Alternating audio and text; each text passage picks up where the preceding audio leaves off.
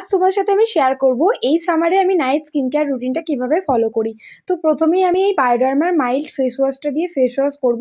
তো তোমরা রাতে কিন্তু ফেস ওয়াশ করে তবেই স্কিন কেয়ারটা করবে, কারণ সারাদিনে যত ধুলোবালি ময়লা আমাদের স্কিনের মধ্যে জমা হচ্ছে সেটা কিন্তু ফেস ওয়াশ করার ফলে ক্লিন হয়ে যাবে। এবার আমি ইউজ করব ফেস মাস্ক। তো আজকে তোমার সাথে আমি দুটো ফেস মাস্ক শেয়ার করছি। তো প্রথমটা হচ্ছে পিলগ্রিমের 24K gold facial face mask, সেকেন্ডটা হচ্ছে গুড ভাইবসের উপটান ফেস মাস্ক।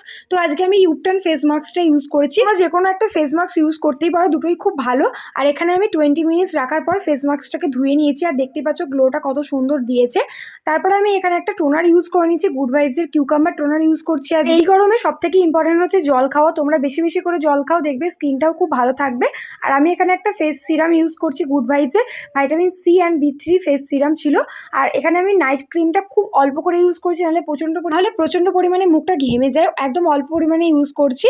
আর তারপরে আমি ইউজ করবো একটা আন্ডার আই ক্রিম, এমক্যাফেনের এই আন্ডার আই ক্রিমটা ইউজ করছি। আমি খুব অল্প দিনই হলেও ইউজ করছি, খুব ভালো একটা রেজাল্ট দিয়েছে। এরপর আমি ইউজ করে নিচ্ছি একটা লিপ বাম, আর সবশেষে ইউজ করবো পিলগ্রিমের হেয়ার সিরাম। এটা আমি কোলাবে পেয়েছিলাম, আর এটার ভিডিও তোমরা অনেক দেখেছো হয়তো ইনস্টাগ্রাম, ইউটিউবে। তো রেজাল্ট এখনো কিছু পাইনি, রেজাল্ট পেলে অবশ্যই তোমার সাথে জানাবো। তো আজকে স্কিন কেয়ারটা এটুকুই ছিল, তোমাদের কেমন লাগলো সেটা জানাতে ভুলো না।